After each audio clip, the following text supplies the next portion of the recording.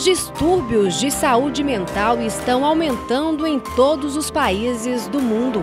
Segundo a Organização Mundial de Saúde, diversos fatores podem colocar em risco a saúde mental dos indivíduos, como, por exemplo, rápidas mudanças sociais, trabalhos estressantes, discriminação de gênero, exclusão social, violência.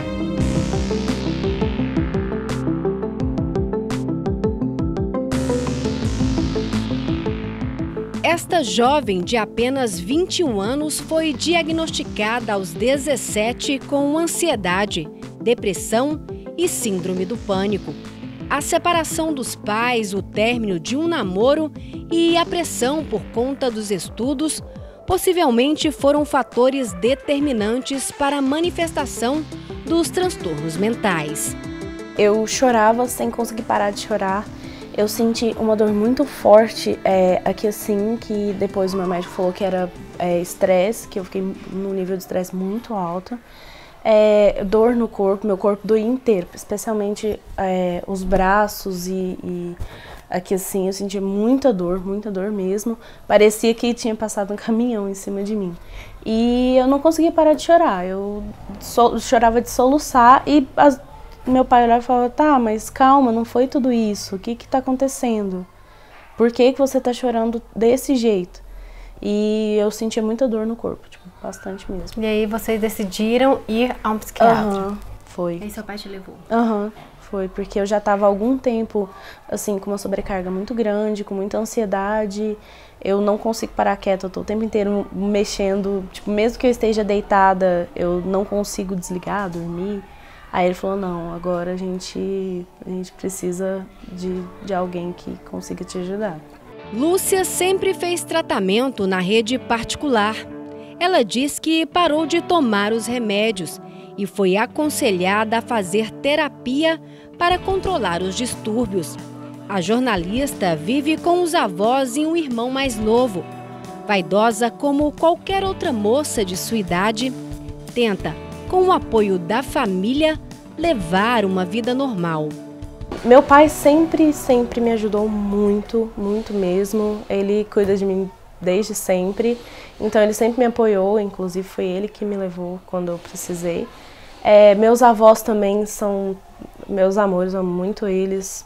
Minha avó, nossa, minha avó ela cuida de mim desde que eu era pequenininha, então ela sempre tá do meu lado, conversando. E ela é a calma em pessoa. Avós paternos. Ela é a calma em pessoa, então ela sempre tá me ajudando e conversando comigo. A minha mãe, ela tá um pouquinho mais distante, porque ela viaja muito, mas mesmo assim ela também me ajuda bastante, ela conversa bastante comigo.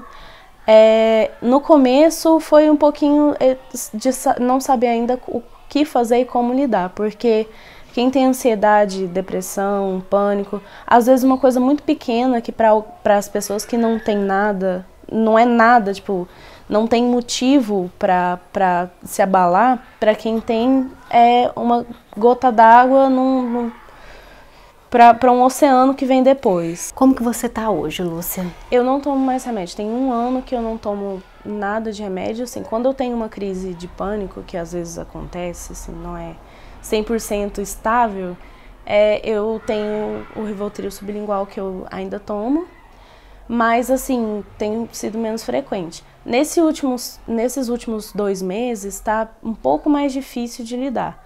Como eu tô no último semestre, e tô fazendo meu TCC, junta trabalho, minha rotina tá muito pesada. Eu sou escoteira também, então além de tudo, eu ainda tenho que me preocupar com as reuniões e em ajudar. Então, esses 2 últimos meses tem sido um pouco mais difícil, mas eu tô tentando já, como eu já sei mais ou menos como lidar, tô tentando administrar.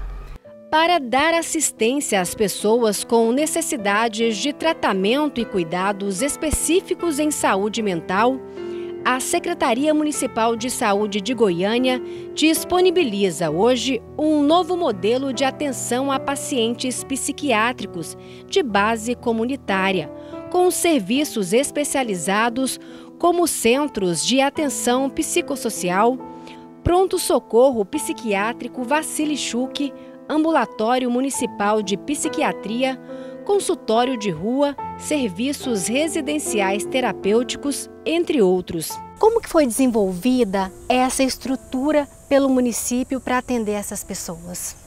A partir do ano 2000, com o evento da reforma psiquiátrica, Goiânia começou a montar a sua rede especializada em saúde mental. E foram sendo criados, implantados os CAPs, que atualmente a gente hoje tem 10 CAPs em Goiânia. E quais são essas pessoas que podem procurar esse trabalho especificamente nesses CAPs? Então, a gente tem 10 CAPs. Desses 10, a gente tem um CAPs que é para crianças e adolescentes com transtornos mentais. A gente tem um CAPs ADI, para crianças e adolescentes que fazem uso de álcool e outras drogas. A gente tem CAPs AD, que é para adultos que fazem uso de álcool e outras drogas. E a gente tem CAPs para atendimento de adultos com transtornos mentais severos e persistentes. Todos os CAPs são porta aberta. O que significa isso? A pessoa pode procurar diretamente o CAPs, sem encaminhamento, sem agendamento de consulta, durante o período de funcionamento do CAPs. Todos esses CAPs que eu falei vai atender o acolhimento das 7 às 19 horas. Elisete, eu vou abrir um parêntese. Antes de nós continuarmos falando da estrutura do município, o que nós podemos considerar como doença mental? Atualmente, a saúde mental, a gente trabalha muito com o aspecto saúde mental. Aquilo que sai da normalidade é considerado adoecimento mental. Um adolescente, uma criança que está mais quieto, está mais triste, apresenta dificuldade de relacionamento na escola, apresenta um processo de ou agitação ou inquietação, apresenta um processo de ficar muito guardado, muito quieto, muito no quarto, muito introspectivo, é um alerta que a gente precisa pesquisar. E aí, mais uma vez, é a família, através do diálogo, através da comunicação, porque às vezes com uma simples palavra, com uma simples pergunta, é possível a gente ter os primeiros indícios que aquele adolescente ou aquela criança, ou mesmo o adulto, está passando por um processo de sofrimento, de adoecimento mental. E aquela pessoa que tem um membro na família que realmente tem uma situação de crise, o município tem um lugar específico que essa pessoa pode procurar? Sim, no município de Goiânia a gente tem o pronto-socorro de psiquiatria Vacili Schuch. O nosso pronto-socorro é uma unidade porta aberta que funciona 24 horas. Se a situação de crise, a família consegue levar a pessoa na condução da família, se a pessoa vai de forma voluntária, ela pode transportar a pessoa. Se a família não consegue, se a pessoa está resistente, se a pessoa acredita que não precisa de tratamento, ela pode acionar o SAMU. O que já foi conquistado até o momento e o que precisa ser conquistado para que essa estrutura fique completa? O movimento da reforma psiquiátrica ele se iniciou na década de 90. No ano de 2001, a gente teve o grande marco que foi a consolidação da Lei 10.216. A partir da Lei 10.216 e de algumas portarias do Ministério da Saúde, a gente conseguiu implantar a nível nacional a rede de CAPs, que é, ao invés do tratamento para as pessoas ser apenas hospitalar, com internação hospitalar, ter esse atendimento ambulatorial e a gente garantir que a pessoa continue morando na casa dela, junto com a família dela, no território que ela pertence.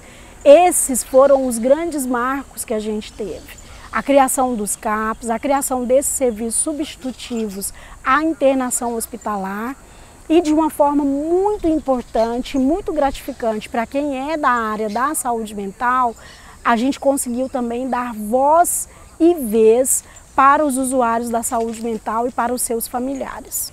É importante a gente ressaltar que nós já avançamos muito mas ainda precisamos avançar mais. A gente precisa de mais serviços, a gente precisa de serviços mais próximos à casa do usuário e é um trabalho contínuo. O modelo ideal para o tratamento de pessoas com doenças mentais ainda distante continua sendo debatido no movimento da reforma psiquiátrica. Mas em um passado recente, a estrutura para tratar pessoas com transtornos mentais era totalmente inadequada. Nas ruínas do que sobrou do então Hospital Psiquiátrico Adalto Botelho, que funcionou de 1954 a 1996, onde hoje está instalado um centro de reabilitação, uma placa com a seguinte frase, abre aspas, nossa homenagem aos profissionais que nele trabalharam e aos pacientes que por ele passaram. Fecha aspas. Julho de 2002. No local que preserva uma triste história, o psiquiatra Lourival Belém fala como foi trabalhar no local mais de 2 décadas. Era uma situação de abandono, né? Lógico que ele foi criado na década de 50, meados da década de 50, para juntar no mesmo poço, as pessoas do mesmo porão, né, no mesmo lugar, essas pessoas. Alguns tinham as intenções melhores e outros tinham mesmo uma intenção excludente. No processo, tivemos alguns momentos que a gente precisa entender que as pessoas pensaram, nossa, é muito desumano o que está acontecendo ali, as pessoas estão sendo deixadas, estão sendo torturadas, as pessoas, quando há rivalidade entre elas, usam o próprio Adalto Botelho, assim como é hoje ainda, para prender, por exemplo, um casal, né? Uma pessoa com força, por exemplo, um marido com força, internava a mulher à força, é um local de clausuramento. Então, questionar isso é questionar uma forma de vida agressiva da cidade. Como que foi dada a definição do fechamento desse hospital? Essa é uma questão bem polêmica, porque havia ali uma contradição. Porque tinha todo um movimento humanístico que incluía setores da mídia, incluía áreas da cultura, áreas da própria medicina e a área da psicologia, universidades, vendo que aquilo ali se configurava como um início, um pequeno holocausto. Quer dizer, os horrores eram muito grandes. E alguns com maior radicalidade. Então, pelo menos mudar isso era fundamental.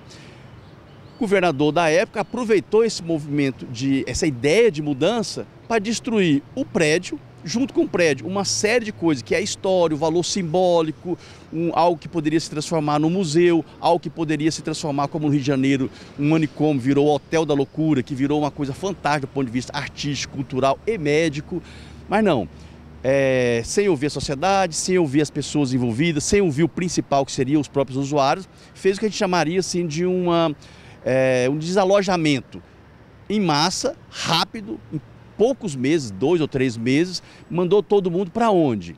Para as ruas, para abrigos sem condição de recebê-los, Vila São Cotolenga, o hospital nosso, Colônia Santa Marta, né, de hanseníase, lugares no interior, quer dizer, uma coisa absolutamente violenta, com a própria história da desconstrução do modelo e também com os funcionários, com esse movimento que eu disse, mas principalmente com os usuários. 5 anos depois do fechamento do Hospital Psiquiátrico Adalto Botelho, é sancionada a lei antimanicomial que redireciona o modelo de assistência em saúde mental. Belém fala das mudanças que se iniciaram. A nossa reforma se instalou, começo principalmente de 2000 para cá, né? Mais timidamente. Teve um período de evolução, não conseguimos fazer com que ela tomasse conta da cidade, como por exemplo, São Bernardo, Campinas, ou Belo Horizonte, dividida entre uma área manicomial e uma área democrática. Não, aqui sempre prevaleceu o manicomial. lógico que não jamais com o Adalto Botelho, mas com as clínicas particulares e outras formas de opressão. Mas avançou e tivemos grandes avanços, por exemplo, criação do consultório de rua em Goiás, que é uma referência para o país, um programa de atenção integral louco infrator, que aqui o louco infrator deve ter o tratamento mais humanizado do país, o Cuca Fresca, quer dizer, a gente precisava criar vários locais de ambientes de trabalho, de lazer, de cultura. Criamos poucos, mas são referências. E os próprios CAPs, que não, por exemplo, no caso de Goiânia, não dão conta da cidade, quer dizer, a cidade precisa de muito mais, e o que prevalece ainda são as clínicas particulares, logicamente que bastante questionadas pelo SUS, então melhoraram um pouco, pelo menos do ponto de vista físico, do ponto de vista de pessoal. A mentalidade não, continua mais atrasada, mais ou menos reacionária e tal. E depois se expande para o interior, onde a gente tem uma proliferação de CAPs e vamos saindo também daquele modelo de, então, tem um problema, manda para Goiânia. Não, é tratar no território. O que as pessoas devem fazer para manter uma mente saudável? É uma situação bastante complexa no mundo, é constrangedor e de dificuldades socioeconômicas. Então, participar como cidadão dos questionamentos daquilo que socialmente a restringe ou ainda a exploram demais. Esse é um ponto. E o outro ponto de vista pessoal é pensar as formas de procurar a vida plena. Quer dizer, as várias dimensões do humano. Porque a tendência do mundo é te direcionar para uma coisa. E você deve ter sua sexualidade plena, sua vida artístico-cultural plena, se for importante para você, a sua religiosidade, a sua participação no mundo. Quer dizer, isso é uma das condições fundamentais para a sua vida na cidade se tornar plena e saudável. Preocupados com a saúde mental da comunidade, aqui na Assembleia Legislativa, parlamentares apresentaram projetos. A deputada Leda Borges quer instituir a Semana de Conscientização sobre a luta antimanicomial. O objetivo da matéria é combater o isolamento de pessoas com sofrimento mental. Nós temos que compreender que são cidadãos, que têm o direito de ir e vir, que precisam ter um tratamento humanizado, que precisam estar no seio familiar, no seio da sociedade e não excluídos totalmente, alheios, alienados ao seu tempo. Não é? É um olhar humano acerca de um problema mundial. As doenças mentais serão as doenças deste século em todo o mundo. Então nós precisamos, mesmo que o Brasil começou um trabalho humanizado por meio dos CAPs, essa política pública não tem avançado, precisa avançar muito mais para que a gente trate as pessoas, todas elas, humanamente, com humanização.